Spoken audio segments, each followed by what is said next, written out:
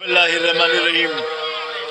इस वक्त जनाब मौलाना और नक़वी साहब की 40 की मजलिस जारी है और हम सब यहाँ शिरकत के लिए मोमिन आए हैं।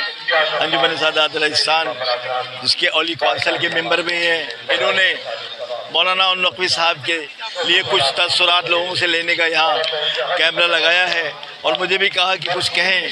बहरहाल मैं इतना कह सकता हूँ कि मौलाना और मोहम्मद नक़वी सिर्फ़ एक बड़े आलिम नहीं बल्कि एक भरपूर शख्सियत थे और इल्म व अदब, तक़द्दुस, इज़्ज़त, शोहरत हर चीज़ उनके हिस्से में आई थी और इतने बेहतरीन ख़तीब थे। मिंबर से जब वो गुफ्तगू करते थे तो उनकी गुफ्तगू में मोहब्बत का उन्सर होता था, प्यार का उन्सर होता था और इतनी आसान गुफ्तगू करते थे कि अगर कोई थोड़ा बहुत नासमझ भी बैठा है जिसे गुफ्तगू आसानी से नहीं समझ में आती, वो भी उनके पैगामात को, उनके ज़िक्र को, उनकी बातों को अपने में ढाल लिया करता था, उसकी समझ में आ जाता था और वो बहुत मुतमईन होकर मजलिस से फ़र्श से उठता था।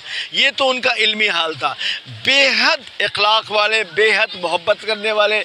कभी भी मैंने कभी मेरा बड़ा मिलना जुलना रहा, उनके साथ आना जाना, उठना बैठना, खाना पीना, बड़े ताल्लुकात रहे, लेकिन मैंने कभी भी उनके चेहरे पे शिकन नहीं देखी, कभी परेशान नहीं देखा, कभी उनको आज तक गुस्से में नहीं देखा। बल्कि जब वो ख़ास तौर पर जब किसी अज़ादार से मिलते थे वो, या किसी भी उलमा से, आलिम से मिलते थे, या किसी भी मौला के ज़ाकिर से मिलते थे, तो उनकी मोहब्बत का अंदाज़ बहुत अच्छा होता था। बड़े अगर सीनियर आ गया तो उसे झुककर सलाम करते थे, उसे अदब के साथ सलाम किया करते थे और अगर जूनियर आ गया तो बढ़ के गले लगाते थे और बेटा कह के मुखातिब करते थे।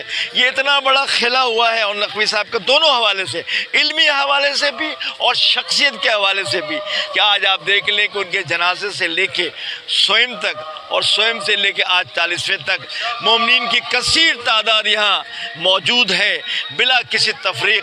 बल्कि मैं तो ये कहूँ, मैं देख रहा हूँ, समझ रहा हूँ कि बल्कि कराची के बाहर के लोग भी इंटीरियर सिंध से, खैरपुर से और दूसरे इलाकों से, पंजाब से भी लोग यहाँ आए हुए हैं सिर्फ़ और सिर्फ और नक़वी साहब के साले सवाब में शरीक होने के लिए।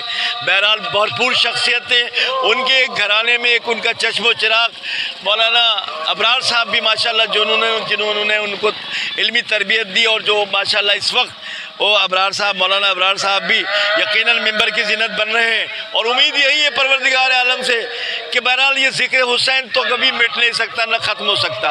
लोग आते रहेंगे, जाते रहेंगे, ये सिलसिला कब से जारी है।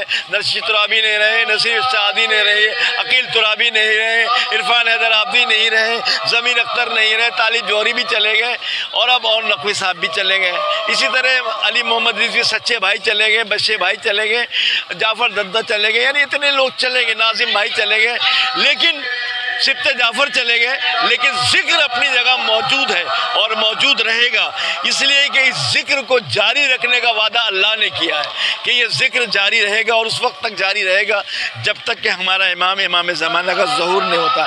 बहरहाल मैं आपका शुक्रिया अदा करने के साथ साथ आखिर में यही कहूँगा, परवरदिगार आलम, और ये कहने की बात नहीं है, न ये दुआ की ज़रूरत है कि और नक़वी साहब क़िबला को परवरदिगार आलम जन्नत, बल्कि वो जन्नत में और नक़वी साहब अगर जन्नत में नहीं होंगे तो फिर कौन होगा, जिसने अपनी ज़िंदगी आज़ादारी के लिए गुजार दी, ज़िक्र हुसैन में गुजार दी। बस ये कह सकते हैं हम सब कि मिलकर के परवरदिगार आलम उनके दर्जात में मज़ीद तर बुलंदी अता फरमाए। बहुत शुक्रिया आपका। वस्सलामु अलैकुम वरहमतुल्लाहि वबरकातुहू।